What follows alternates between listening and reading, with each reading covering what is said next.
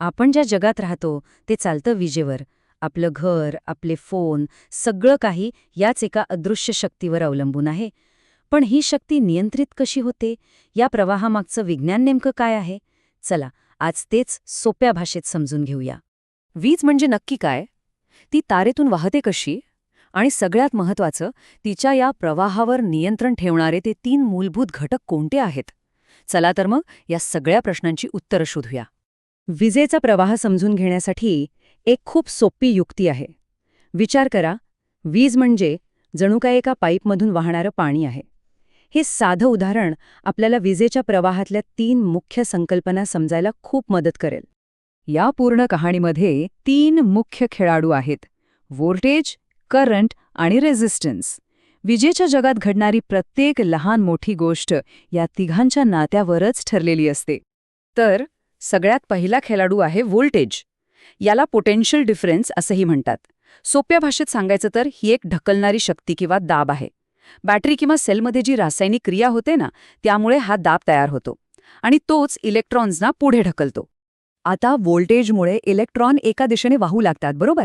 तर याच प्रवाहाचं नाव आहे करंट किंवा विद्युतधारा.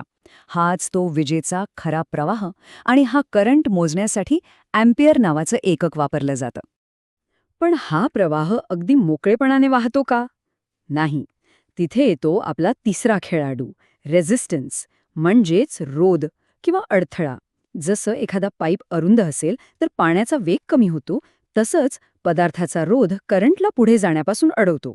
आणि हा रोध ओहम या एककात मोजतात. हा रोध तयार कसा होतो माहितीये? जेव्हा इलेक्ट्रॉन तारेतून पळत असतात तेव्हा त्यांचा रस्ता एकदम मोकळा नसतो. ते तारेमधल्या अणूंवर आदळतात, धडकतात आणि याच टक्करींमुळे त्यांची गती कमी होते. हाच तो नैसर्गिक रेझिस्टन्स. तर आता आपल्याकडे 3 गोष्टी आहेत: दाब म्हणजेच व्होल्टेज, प्रवाह म्हणजेच करंट आणि अडथळा म्हणजेच रेझिस्टन्स. पण या तिघांचे एकमेकांशी नातं काय आहे? यांना एकत्र बांधणारा तो नियम कोणता? तोच आहे विजेच्या जगाचा सुवर्ण नियम. हाच प्रश्न जर्मन भौतिकशास्त्रज्ञ जॉर्ज सायमन ओहम यांनाही पडला होता आणि 1827 मध्ये त्यांनी या प्रश्नाचं उत्तर शोधून काढलं. त्यांनी या तिन्ही घटकांमधलं एक अतिशय सुंदर आणि सोपं नातं जगासमोर आणलं. हाच आहे तो प्रसिद्ध ओहमचा नियम. आता हे ऐकायला थोडं किचकट वाटेल, पण याचा अर्थ खूप सोपा आहे. सरळ भाषेत सांगायचं तर, जर तारेचं तापमान सारखं राहिलं तर जेवढा जास्त दाब लावला जाईल, म्हणजे व्होल्टेज वाढवला जाईल, तेवढाच जास्त करंट वाहील. अगदी सरळ नातं आहे. आणि या सुंदर नात्याला एका छोट्याशा पण खूप शक्तिशाली समीकरणात मांडता येतं. व्ही बरोबर आय गुणिले आर. किती सोपं आहे बघा. पण हे छोटंसं समीकरण आपल्या हेडफोनपासून ते मोठ्या डेटा सेंटरपर्यंत सगळं काही चालवतं. हे चित्र बघा, किती छान पद्धतीने हे नातं दाखवलं आहे. व्होल्टेज ढकलतोय, करंट पुढे जायचा प्रयत्न करतोय आणि रेझिस्टन्स त्याला मागे ओढतोय किंवा अडवतोय. ह्या तिघांचा हा खेळच म्हणजे वीज. चला, आता ही सगळी उदाहरणं बाजूला ठेवूया आणि एका तारेच्या आतमध्ये डोकावून बघूया. इलेक्ट्रॉनच्या पातळीवर हे सगळं खरंच कसं घडतं ते पाहूया. आता अशी कल्पना करा की V=IR हे फक्त एक समीकरण नाहीये, तर ते एका ऊर्जेच्या विश्वाचं प्रवेशद्वार आहे. आणि आपण आताच्या विश्वात शिरतोय, जिथे प्रत्येक घटक जिवंत होतो आणि आपल्याला विजेचा खरा प्रवास दिसतो. प्रवासाची सुरुवात होते बॅटरीपासून, जी व्होल्टेजच्या रूपात एक सोनेरी ऊर्जा निर्माण करते. हाच तो अदृश्य दाब आहे जो लाखो इलेक्ट्रॉन्सना त्यांच्या जागेवरून ढकलतो आणि प्रवासाला सुरुवात करून देतो. आणि त्या दाबामुळेच हे निळ्या रंगाचे लाखो करोडो कण म्हणजेच इलेक्ट्रॉन्स एका नदीसारखे वाहू लागतात.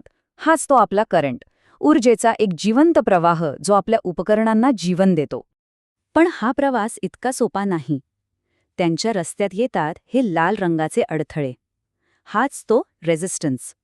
जेव्हा इलेक्ट्रॉन या अडथळ्यांना धडकतात तेव्हा त्यांची गती कमी होते आणि या संघर्षातून उष्णता तयार होते.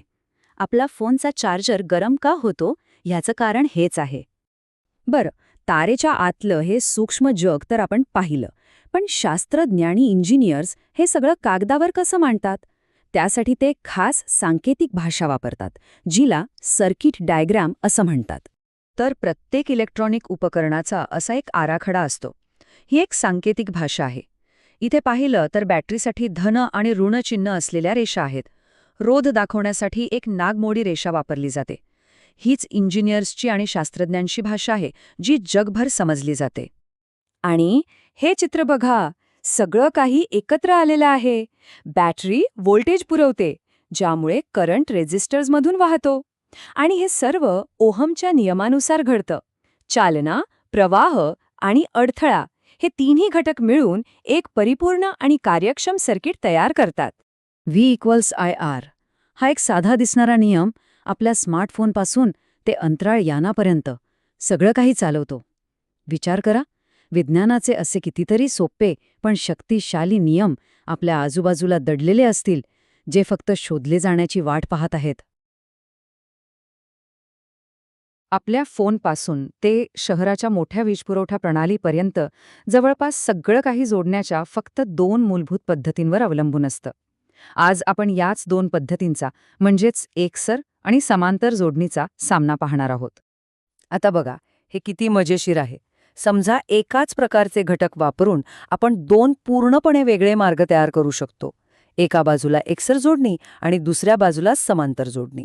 जणू काही एका वैज्ञानिक पेटीचा स्फोट होऊन हे घटक बाहेर आलेत आणि आपोआप 2 वेगवेगळ्या वचनांमध्ये जुळले गेले आहेत. चला तर मग आपल्या पहिल्या स्पर्धकाला भेटूया. एकसर जोडणी ही एक अशी रचना आहे जिथे सर्व घटक एकामागोमाग एक एकाच अखंड मार्गावर रांगेत उभे असतात. याची व्याख्या खरं तर खूप सोपी आहे. यातला सर्वात महत्वाचा शब्द आहे एकच मार्ग.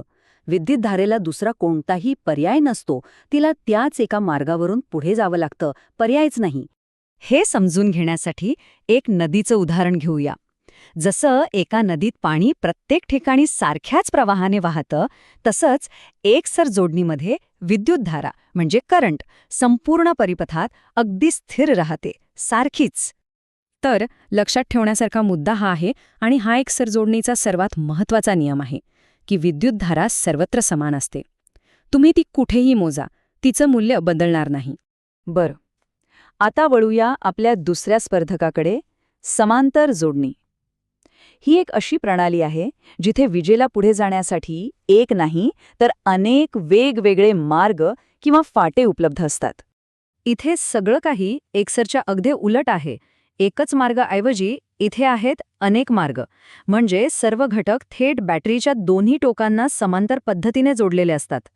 पाण्याची तीच उपमा इथेही वापरून बघूया. समजा इथे मुख्य नदी पुढे जाऊन अनेक लहान प्रवाहांमध्ये विभागली जाते आणि शेवटी पुन्हा एकत्र येते.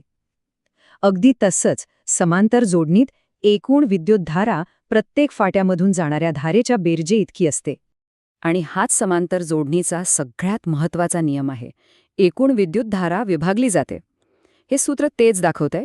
मुख्य प्रवाह म्हणजे I लहान फाट्यांमध्ये म्हणजे I1, I2, I3 मध्ये विभागला जातो आणि त्यांची बेरीज केली की पुन्हा मूळ प्रवाह एवढीच होते. ओके, तर आता आपण या विश्लेषणाच्या मुख्य प्रश्नाकडे आलो आहोत. एकाच प्रकारची बॅटरी आणि बल्ब वापरूनही एका जोडणीत दिवे मंद आणि दुसऱ्या जोडणीत इतके तेजस्वी का लागतात? यामागे नक्की काय कारण आहे? हाच तो खरा प्रश्न आहे जो आपल्याला फक्त निरीक्षणातून थेट स्पष्टीकरणाकडे घेऊन जातो. याचं उत्तर एका मूलभूत संकल्पनेत दडलेलं आहे. या सगळ्याचं रहस्य आहे एकूण रोध म्हणजे टोटल रेझिस्टन्समध्ये.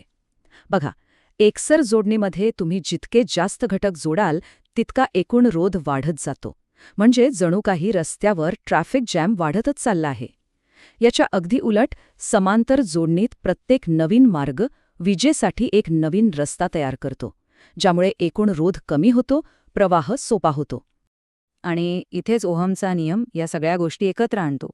समांतर जोडणीत एकूण रोध कमी झाल्यामुळे बॅटरीतून जास्त विद्युतधारा वाहू शकते आणि जास्त विद्युतधारा म्हणजे प्रत्येक दिव्याला जास्त शक्ती मिळते, म्हणूनच ते जास्त तेजस्वी दिसतात. सोपं आहे. बरं, हे सगळं झालं थिअरी.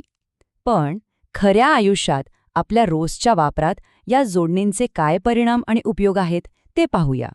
हे वाक्यच सगळं काही सांगून जातं. जुन्या काळातल्या सणांच्या लाईट्सच्या माळा आठवतात का? त्यातला एक दिवा जरी गेला तरी अख्खी माळ बंद पडायची. आणि मग तो एक खराब दिवा शोधणं म्हणजे एक मोठं काम असायचं. हे सगळं व्हायचं ते एकसर जोडणीमुळंच. आणि समांतर जोडणी नेमका याच समस्येवरचा उपाय आहे. म्हणूनच आपल्या घरातली सगळी उपकरणं म्हणजे दिवे, पंखे, टीव्ही ही सगळी समांतर जोडणीत असतात. विचार करा, एक दिवा बंद पडला म्हणून बाकी घरातील वीजपुरवठा बंद झाला तर? नाही ना, तसं होत नाही. चला तर मग आतापर्यंत आपण जे काही पाहिलं ते एका नजरेत पटकन सारांशित करूया, म्हणजे दोन्ही जोडणींमधले मुख्य फरक कायम लक्षात राहतील. हा तक्ता म्हणजे या संपूर्ण विश्लेषणाचं सार आहे. पटकन बघूया. एकसर जोडणीत विद्युतधारा स्थिर असते, तर समांतर जोडणीत ती विभागली जाते. याच्या उलट विभवांतर एकसरमध्ये विभागलं जातं, पण समांतरमध्ये स्थिर राहतं. एकूण रोध एकसर जोडणीत वाढत जातो, त्यामुळे प्रवाह कमी होतो, तर समांतर जोडणीत तो कमी होतो, ज्यामुळे प्रवाह वाढतो. आणि सगळ्यात महत्त्वाचं, विश्वसनीयता. एकसरमध्ये एक घटक बंद तर सगळं बंद. समांतरमध्ये एक बंद पडला तरी बाकीचे चालू राहतात. आपल्या आजूबाजूला जरी समांतर जोडणीचाच बोलबाला असला तरी एक प्रश्न उरतोच. मग एकसर जोडणी कुठे उपयोगी पडते? विचार करण्यासारखी गोष्ट आहे, नाही का? कदाचित सेफ्टी स्विचमध्ये किंवा काही साध्या खेळण्यांमध्ये, जिथे एकच सरळ आणि अंदाजित प्रवाह हवा असतो. याचा अर्थ प्रत्येक रचनेचं स्वतःचं असं एक महत्त्व आहे.